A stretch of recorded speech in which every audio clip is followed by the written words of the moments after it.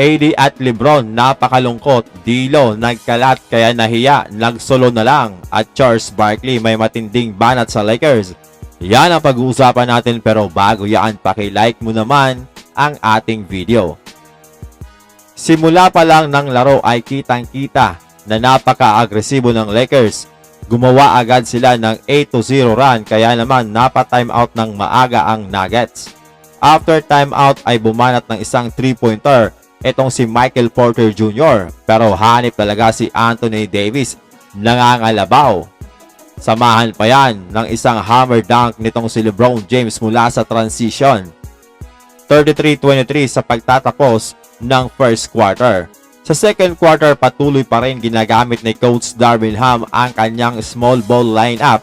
Kaya naman, nadudumi na tuloy sila ng Nuggets sa ilalim ng pinta. Maalat pa si D'Lo at ang Lakers ay nagkukumit ng turnover. Kaya naman nagkaroon ng run ang Denver Nuggets at naibaba sa 4 ang kalamangan ng Lakers. 47-43, LeBron James alley-oop pass to AD. Gabe Vincent, pinahirapan si Jamal Murray at bumagsak pa itong si Austin Reeves sa kanyang layup nang sabayan siya ni KCP. 49-53 ang score sa pagtatapos ng first half, pabor sa Lakers. Si AD ay naka 16 points na agad samantalang 14 points naman si LeBron James at nag-ambag din ng 10 points itong si Austin Reeves. Tig 11 points naman si Nikola Jokic at Jamal Murray samantalang 14 points itong si Aaron Gordon na laging nalilibre sa ilalim, mga amigo.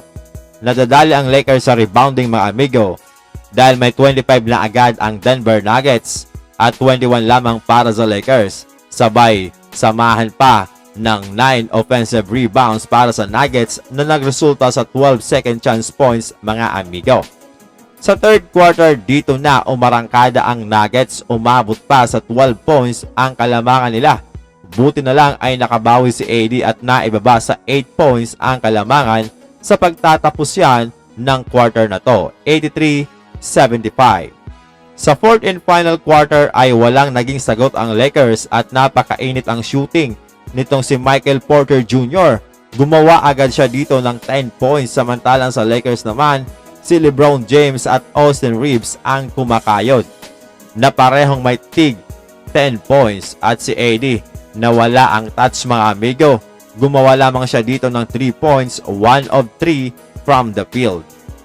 Ang final score 112-105. 3-0 na ang series at isang panalo na lang ay a-advance na nga ang Nuggets sa semifinals at posibleng muling mawalis ang Lakers.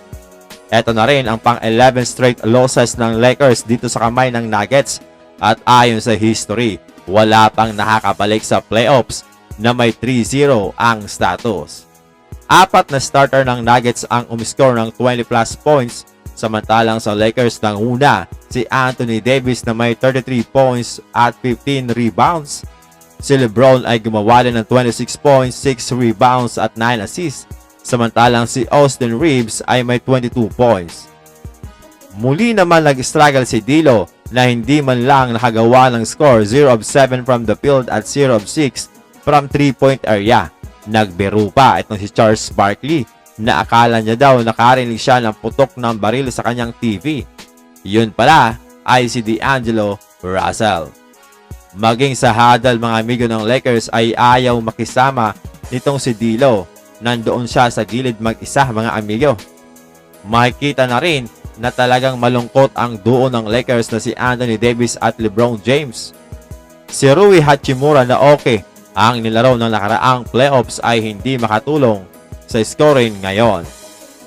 After the game ay sinabi ni Coach Ham na ganun daw talaga ang laro. It's a make or a miss league.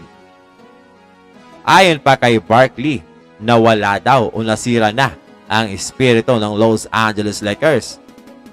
Nagbago talaga ang lahat, mga amigo, sa second quarter ng mag-small ball lineup ang Lakers. 3 gwardiya ang pinagsasabay sa loob ng court. Alam naman nila na size talaga sila lugi. Pero yun pa rin ang ginagawa ni Coach Ham. Hindi na rin pinaglaro si Jackson Hayes, mga amigo. Pinagpatuloy pa ni Coach Ham ang small ball lineup sa third quarter na nagresulta sa napakaraming second chance points dahil nakakuha nga ng offensive rebounds ang Nuggets. Kulang talaga sa effort ang Lakers sa defensive ends lalo na sa second half. Hindi mo makikita yung pagka-desperado nila sa paglalaro. At gaya ng sinabi ni Charles Barkley, nadurog na ang espiritu ng Lakers. Kapag ganyan, malabo talagang manalo.